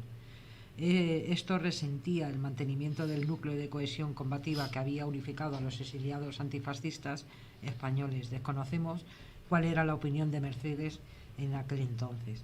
Lo cierto es que pese a que empezaron a organizarse exposiciones de Baltasar Lobo en España, sobre todo a partir de los 80, jamás se movieron de París. A fin de cuentas, el país que había dejado en 1939 con 38 y 29 años respectivamente, en nada se parecía a la España que le podría ver regresar. Mercedes y Baltasar también han cambiado. Ella ni siquiera usó su apellido paterno en Francia, acaso era la señal con la que, de forma metafórica, Mercedes rompía la identidad con su pasado. Supone un silencio político que aquella que dio charlas, cursos y escribía folletos para el frente se volcase en el trabajo vinculados al arte y a la literatura. Bueno, Baltasar Lobo murió en el 93 y Mercedes en el 94, ambos en París. Mercedes tenía 93 años. Ahora nuestra compañera Nieves tratará la figura de Amparo Pons y Gascón, y una médica feminista y antifascista. Qué pues emocionante. Qué emocionante. Sí. Es que ha habido un momento muy emocionante e inevitable. Pero bueno, vamos a hablar de Amparo Poch y Gascón. Amparo dedicó su vida a la medicina y fue una de las fundadoras de Mujeres Libres. Ejerció su profesión desde una perspectiva feminista y de clase, ayudando a las mujeres obreras a eliminar prejuicios y tradiciones sobre la maternidad y la sexualidad. Cuidó de los niños y niñas refugiadas de la guerra civil y huyó de España. Murió en el exilio y en la pobreza. No es carrera propia de una mujer, así respondió su padre, sargento Amparo Poch y Gascón, cuando preguntó si podía estudiar medicina. Terminó por estudiar magisterio en su Zaragoza natal y acabó la titulación con premio extraordinario. Después surgiría la nueva Amparo Poch y Gascón, que desafiaría a su padre y a todo un sistema donde la mujer estaba relegada en la España de principios del siglo XX. En 1922, Amparo Poch se matricula en medicina, denunciando al machismo y cómo la sociedad de la época miraba con burla y desprecio a la mujer que decía y podía estudiar en la universidad. De más de 1.400 alumnos en medicina en Zaragoza, solo 32 eran mujeres. Durante toda la carrera aplica sus conocimientos a la población más vulnerable y pobre, sobre todo con un fin de prevención en una labor de militancia que ejercía de forma clandestina durante la dictadura de Primo de Rivera. 7 años después de empezar, se titula con matrícula de honor en medicina. También obtuvo el premio extraordinario de licenciatura. Fue la única mujer en las oposiciones y defendió bajo concurso en tiempo récord el tema valor diagnóstico del examen del líquido cefalorraquídeo. Fue la segunda mujer en licenciarse en su facultad. A partir de ahí hizo mucho más que ejercer su profesión. A través de ella realizó toda una declaración de intenciones y principios. La joven escribió una primera novela sobre el amor libre y revolucionario. Lejos del conservadurismo, y sus palabras e ideas empezaron a ser recogidas en diarios de la época. El feminismo comenzó a ser tema de debate y algunos periódicos incluso crearon secciones específicas para ello, como La Voz de Aragón. En uno de sus artículos, Poch dice que la mujer es un ser humano libre, consciente, con todas las libertades, atributos y derechos del hombre, y su voz es la de la justicia. Defendía que el feminismo, en cuanto a recuperación de los derechos, no era un problema, aunque el egoísmo, la comodidad y la ignorancia lo compliquen, sino un movimiento ideológico. En otro de sus artículos añade, en noviembre de 1928, si la mujer trabaja, casada o soltera, es porque quiere ganarse la vida para que, una vez ganada, pueda ejercitar su lícito derecho a conocerla y disfrutar las múltiples satisfacciones que a todos ofrece. No le basta el mezquino programa de coser, cocinar, bordar, etcétera, con el cual se quedaba antes en casa la compañera del hombre, y aún se queda en algunos sitios, mientras su compañero y esposo la deja guardando su honor y apellido. En 1929 abre su primera consulta en una habitación de su casa en la calle Madre Rafols, para luego trasladarse a la actual avenida César Augusto. Puso en el periódico La Voz de Aragón un anuncio que decía: consultorio médico para mujeres y niños, consulta de 3 a 6, especial para obreras de 12 a 1. Y es que Potts, sí, y es que Potts siempre tuvo mucha conciencia de las necesidades de las mujeres obreras, aquellas que cobraban entre un 55 y un 60% menos que los hombres por igual empleo, con largas jornadas y más trabajo aún en el ámbito privado cuando llegaban a sus casas. A veces por ello, como médica, ni siquiera cobraba a sus pacientes más pobres y suministraba medicamentos a quienes menos tenían. Toda su labor se centraba en la educación sanitaria y la prevención de enfermedades, creando guías como las cartillas de consejos de las madres, con remodelaciones durante el embarazo y con recomendaciones durante el embarazo y la lactancia para reducir la mortalidad infantil. En ella su dedicatoria decía: a todas las mujeres madres a quienes nada se ha dicho de su maternidad, sino que unas veces demasiado bajo es vergüenza y otras demasiado alto es gloria. Y es que, como recuerda Antonia Rodrigo en la biografía de Potts, hasta 1931 la mujer obrera solo tenía 6 semanas de descanso tras el parto, pero sin sueldo, por lo que la mayoría se incorporaban al trabajo a los pocos días del parto, sin contar con que muchas veces arrastraban de la gestación problemas como anemia por las hemorragias o desnutrición. Mucho antes, Potts también se había revelado frente a los hombres que transmitían enfermedades de transmisión sexual y que dejaban solas a las madres con sus hijos. Sobre ellos decía: moralistas de prensa, de púlpito y de tribuna, pensad en esta obra moral masculina que engendra dramas, pensad en las consecuencias de la impureza del hombre que nadie se da prisa en contener, ocupadísimos como están todos en convencer a las mujeres que ellas son el sostén y la base de esa sociedad que las aparta a un lado y que las deja con sus hijos a merced de un crimen aún no calificado sin defensa alguna. El cuerpo de la mujer y su sexo fueron siempre constante en sus estudios.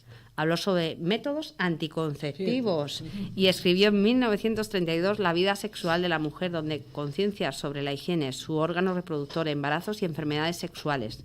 También en el polémico tema del aborto se posiciona a favor. O sea, fijaros qué mujer más moderna. Recordaba cómo las mujeres obreras que recurrían a métodos caseros solían acabar muertas, mientras las mujeres más ricas disponían de un médico si lo necesitaban.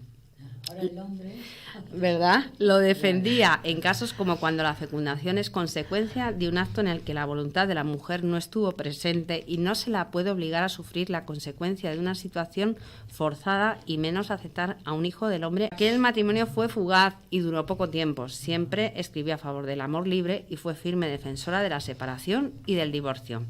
En el año 1934 se trasladó a Madrid y había otra consulta, de nuevo destinada a mujeres obreras y sus hijos, en Vallecas.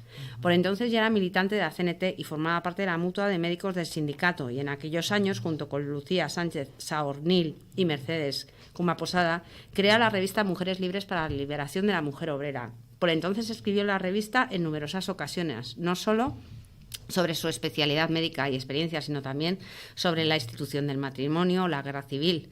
Meses previos, ante los rumores de un golpe militar, Potts escribía en un artículo: no prestéis oídos a los himnos nacionales ni a las palabras retumbantes que os hablen de falsos deberes patrióticos, sino esa otra voz dulce y profunda que sale del propio corazón y enseña el precepto intangible de amar a todos los seres y todas las cosas, llevar la luz y hundir todo lo que pueda despertar el odio. Estas palabras son actuales, sí. ¿eh?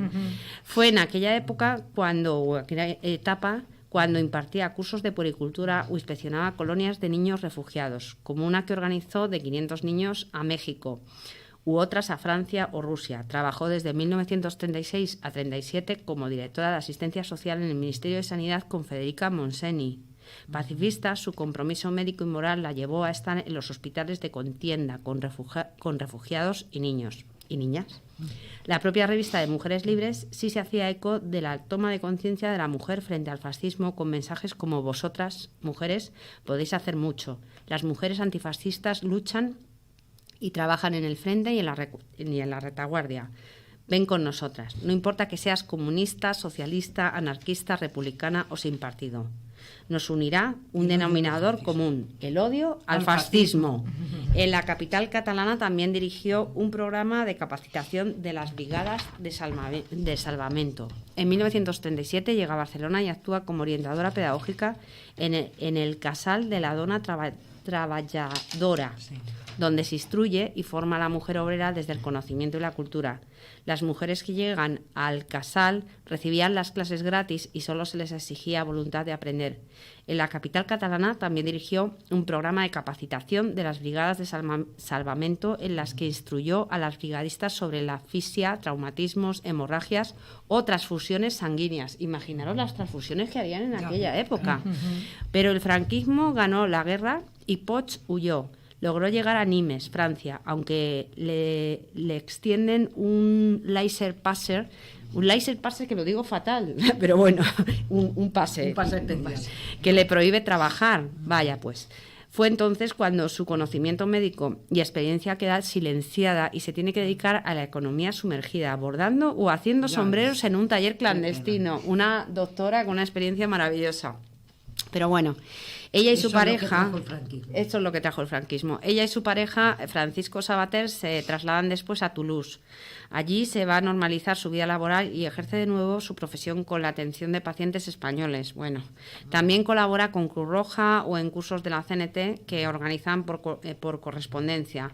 En 1965 le diagnosticaron un cáncer cerebral. Un año después escribe a sus hermanas porque desea verlas, pero las rechazaron de manera frontal. Qué duro. Como si Poch hubiese sido la vergüenza de la familia. Alternó ingresos en el hospital con periodos de mejoría. En alguna ocasión, sobrepasada por el dolor y con sus facultades mentales mermadas, intentó suicidarse tomando somníferos. Agotada por la enfermedad con enajenación mental, falleció el 15 de abril de 1968. Más de los 200 exiliados españoles acudieron a su entierro. Al morir, solo tenía en su cartilla de la caja de ahorros 16 francos con 29 céntimos. El periódico Espoir de Toulouse indicó en una crónica que Amparo Poch y Gascón vivió las penalidades propias de todos los que abandonamos España por no querer aceptar el triunfo del fascismo. A su última morada la acompañaron muchos hombres y mujeres de todos los partidos políticos y organizaciones que sabían cuán abnegada y ejemplar había sido su vida como médico dedicada a ayudar y a curar a los que más lo necesitaban. Y ahora vamos a escuchar un poquito de música. Sí, vamos a aligerar esto.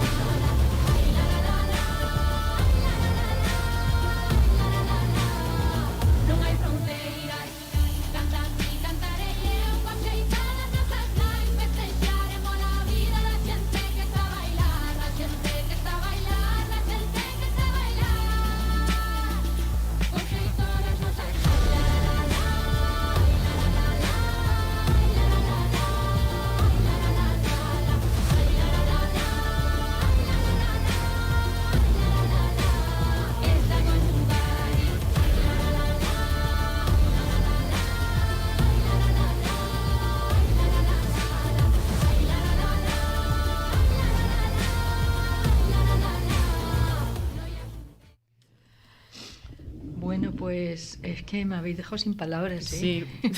Son vidas tan emocionantes.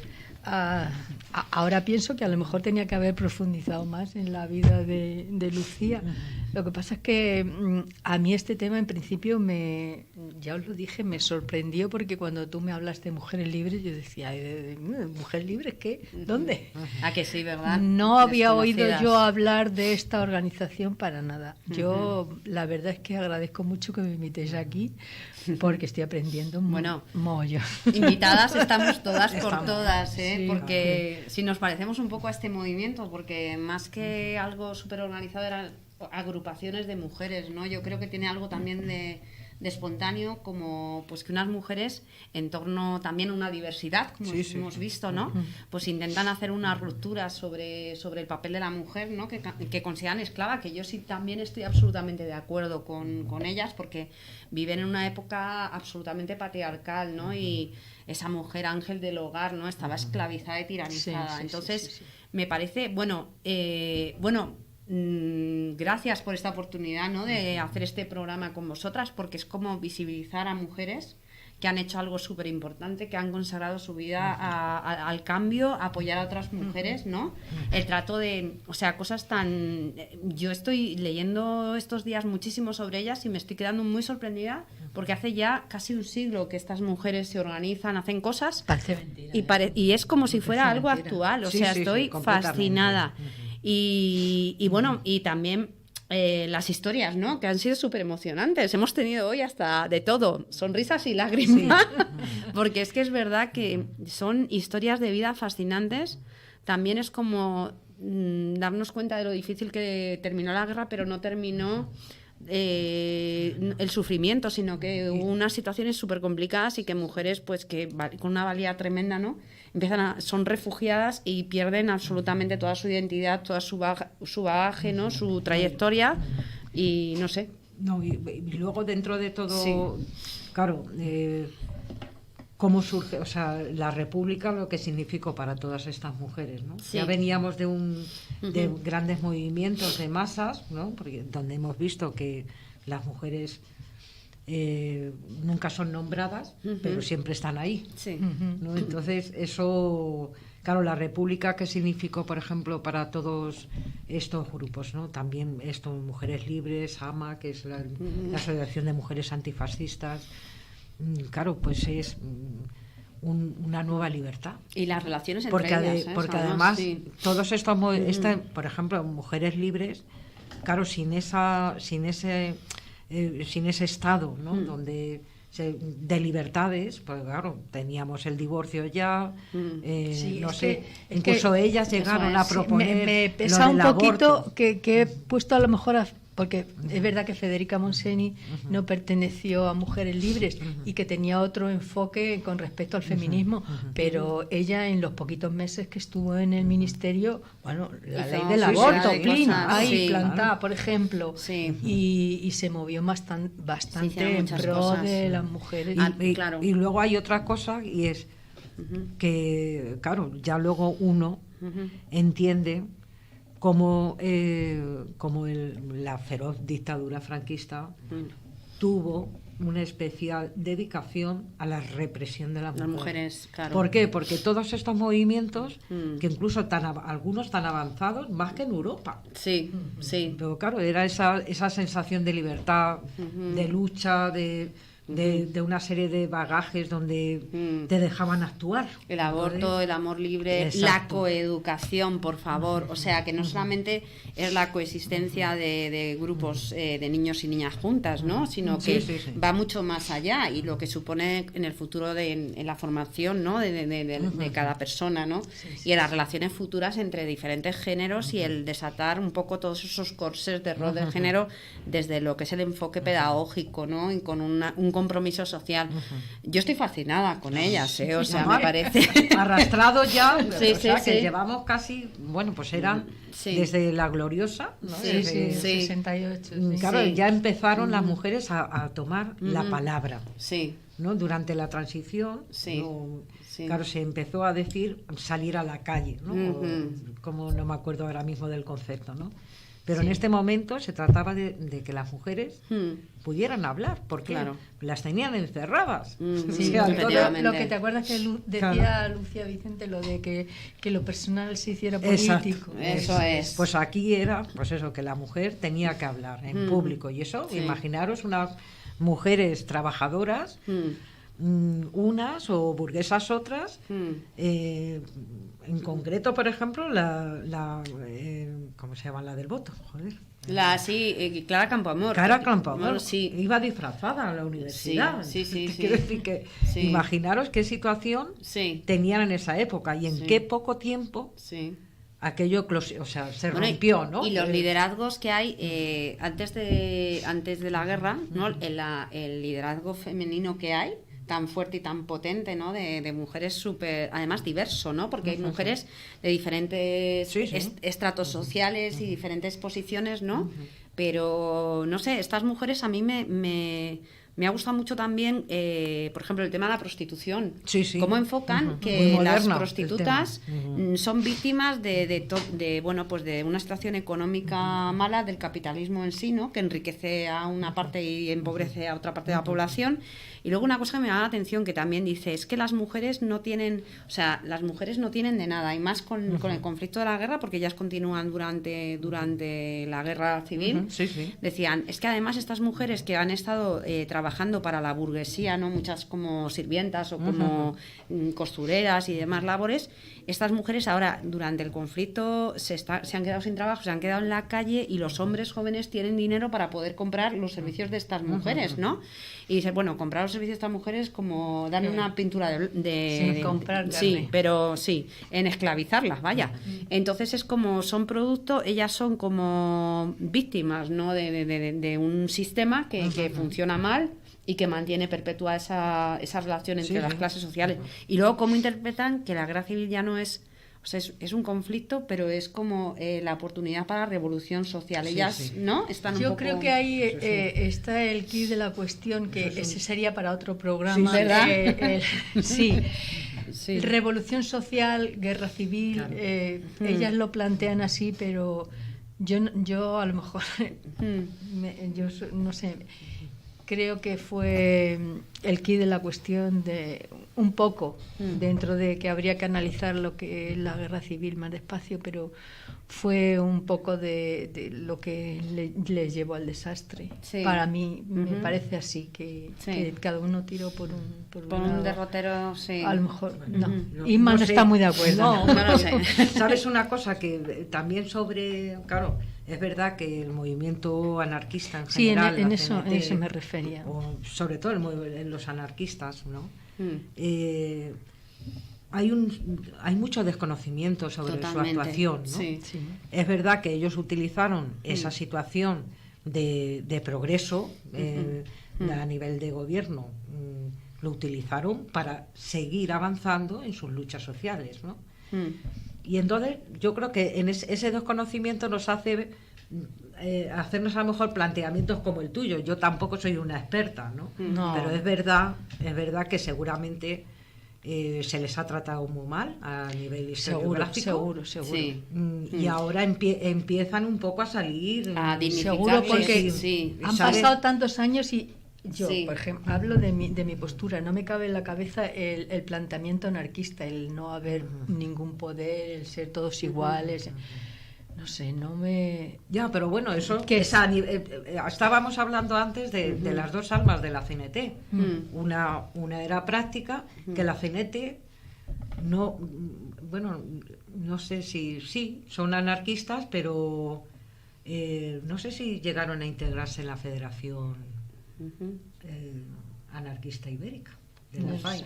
Bueno, Pero muchos seguro- de sus miembros me imagino sí, era que una doble estarían- militancia, exacto, sí, una doble militancia. Luego, pero también... Son es como- ideologías. Sí, ¿no? pero han tenido Que- un estigma. El anarquismo ha tenido sí, un mucho, estigma, mucho, ¿verdad? sí, y luego, mucho. a ver, yo me... Se les ha acusado de todo. Claro, Desde que sí, por sí. ellos se perdió la guerra Bueno, civil. un estigma hasta horrible. todo, ¿no? Y te das cuenta y yo creo dices, que no. bueno, a ver, vamos a ver, yo leo cosas y no me parece tan terrible, me parece Me parece hasta buena opción, ¿no? Y Sí. tal, bien planteado, también hay que decirlo. Y luego, por otro lado, yo creo que ha habido mucha propaganda en contra de todos los movimientos de izquierda, pero estos serán la gente más condenada, ¿no? Al oscurantismo, al olvido, a borrarles de la historia, ¿no? Entonces, me da mucha pena, porque además CNT, lo estábamos comentando, ¿no? Que era el sindicato mayoritario. Sí. O sea, creo que habrá algo de positivo en toda la trayectoria, Por supuesto, ¿no? por del supuesto. anarquismo. Lo que pasa es que se Sí. nos han cerrado tantas puertas y nadie nos ha hablado de nada, Claro, que cuesta mucho que a estas alturas empieces a mirar, a leer. Yo ya lo he dicho, Ha muchas habido gracias. muchos intereses. Sí, mucho, por, mucho. por intentar, digamos, capitalizar tanto la defensa de la República como luego el antifascismo Sí. por parte de otros grupos políticos. Efectivamente. Eso ya lo diremos en otro programa. Para otro programa. Haremos bueno, tenemos chicha para muchos programas y sí. contenidos. Que por cierto, bueno, no sé, yo Sí, creo que vamos a ir. Vamos dando la bibliografía. Vamos y, dando y bibliografía. recomendaciones. Y Totalmente. vamos, Mujeres Libres en España, 1936-1939, de Marinás. Mujeres Libres, el anarquismo y la lucha por la emancipación de las mujeres, de Marta Akensberg. Que está aquí, que Bueno, está aquí. es buenísimo. Bueno, es nuestro libro de cabecera. Nuestro libro de cabecera, Totalmente. efectivamente. Sí. Amparo Pons y Gastón, La vida de los otros, guerra y exilio de una médica libertaria, de Antonina Rodrigo. Artículo Amparo Pons y Gastón, una médica feminista y anarquista, de Público Digital, de Ana Bernal Triviño. Teresa Claramunt, Memoria bibliográfica de una heterodoxa, de Laura Vicente Villanueva. Dos intelectuales anarquistas frente al problema de la mujer, Federica Monseni y Lucía Sánchez Saornil, de Marinás. Lucía Sánchez Saornil, Introducción a la vida y a la obra de una mujer libre, de Giuliana Miguel, Michel Rostelli y Tiago Lemos Silva. Y también yo he cogido Bueno. del documental Indomables. que lo recomiendo porque es buenísimo. Sí. Y bueno, quiero decir que ahora hay Sí. una asociación que mantiene todo esto creo sí. que es en Valencia o en Alicante.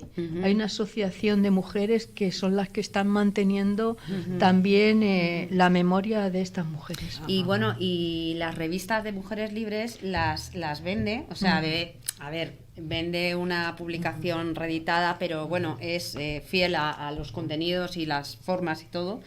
En CNT lo está vendiendo, o sea, en la página web entras y bueno, ellos hacen tienen además como era Anselmo Lorenzo. tiene una fundación que además guardan pues documentos y contenidos muy estupendos para que, bueno, pues cualquier persona que tenga curiosidad puede meterse en la web y acceder a, Además, yo creo a que hasta esos pueden ir documentos. acercarse a las... Creo que están colgados también Sí. en alguna página web de CNT. De sí. CGT. Efectivamente, O CGT. también CGT. Ahí, eso tenemos que estudiarlo también otro día, las diferencias en cómo evoluciona CGT de CNT. Uy, ahí hay aquí mucho. tenemos mucho tema. Bueno. La diferencia es que unos...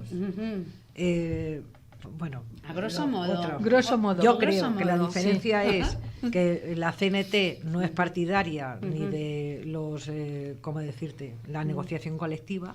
No negociación colectiva, es decir, se centra fundamentalmente en las asambleas de delegados, de socios y tal, ¿no? Y la CGT va más allá, ya, o sea, tampoco creo que sea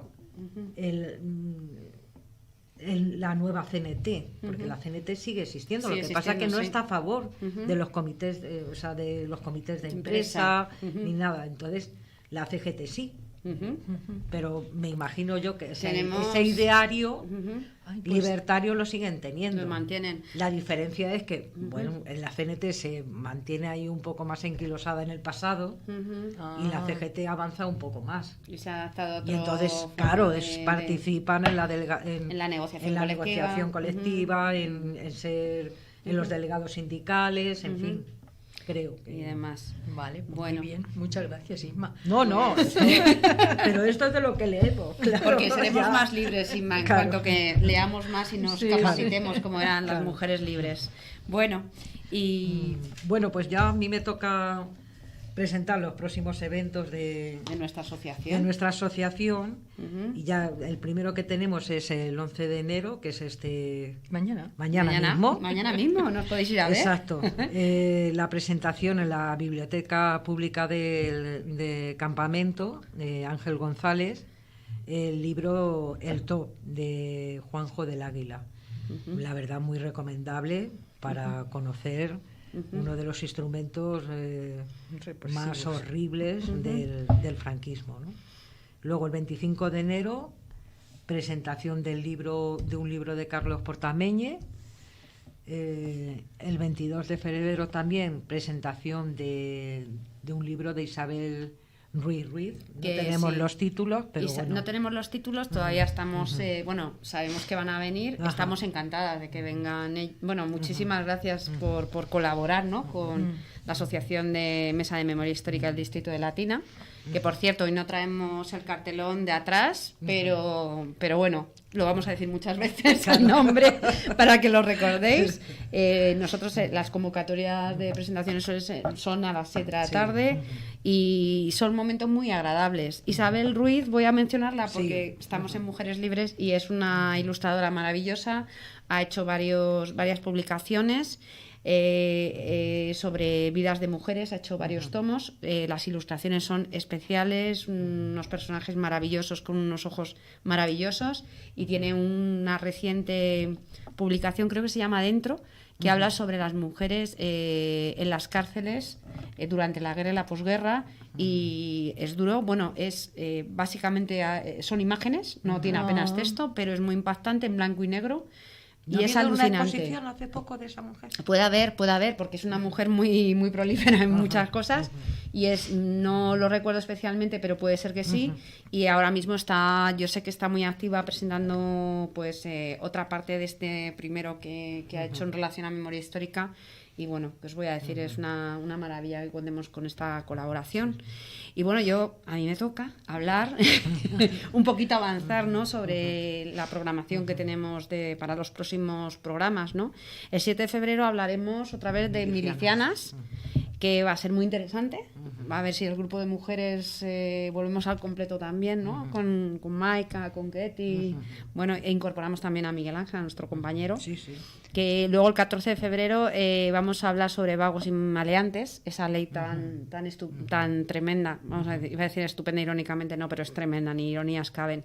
Y bueno, el 21 de febrero hablaremos de laicismo y de república. Y bueno, pues como siempre, como en todas nuestras emisiones, damos muchísimo las gracias a Radio Las Águilas, a nuestro compañero Ángel, que está ahí al otro lado discretamente, pero que nos hace un soporte técnico maravilloso. Ángel, cada día lo hacemos mejor. Y además sonamos muy bien.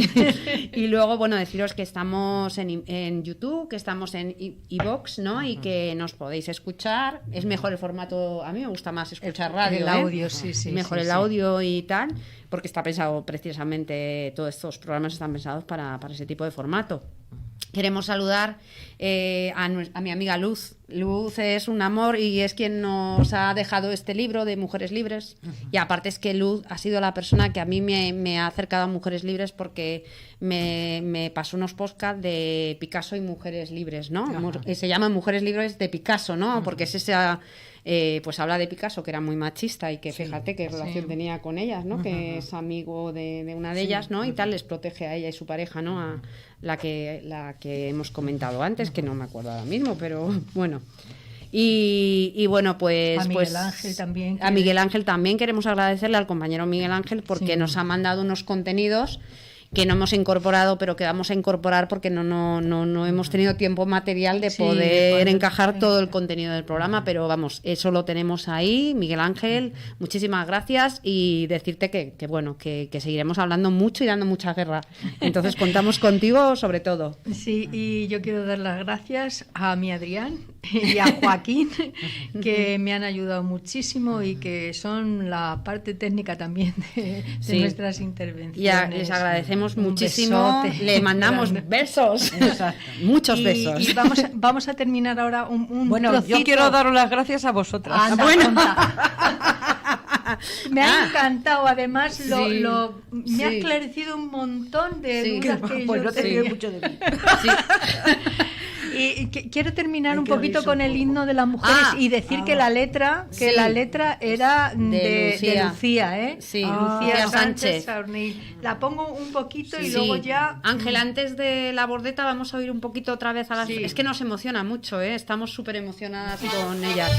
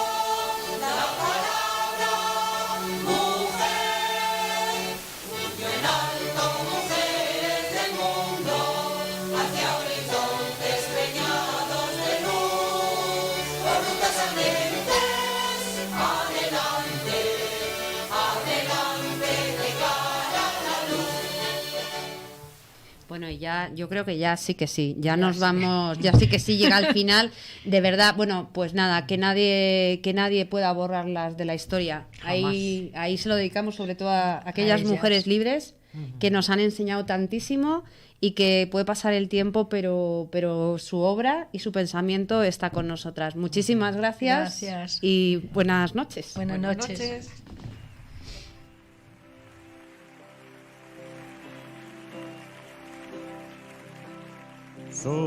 Somos como esos viejos árboles batidos por el viento que azota desde el mar. Hemos perdido compañeros, paisajes y esperanzas en nuestro caminar. Vamos hundiendo en las palabras las huellas de los labios. Las Águilas Radio es una actividad sin ánimo de lucro perteneciente a la Asociación de Vecinos de las Águilas de Madrid. Nuestro objetivo es dar voz a todos aquellos colectivos que tienen más dificultades en hacerse oír. Se trata de un espacio abierto para todos los vecinos y vecinas que deseen participar y dar la posibilidad a estudiantes para que realicen sus prácticas de manera gratuita. Participa con nosotros. Entre todos, hacemos barrio.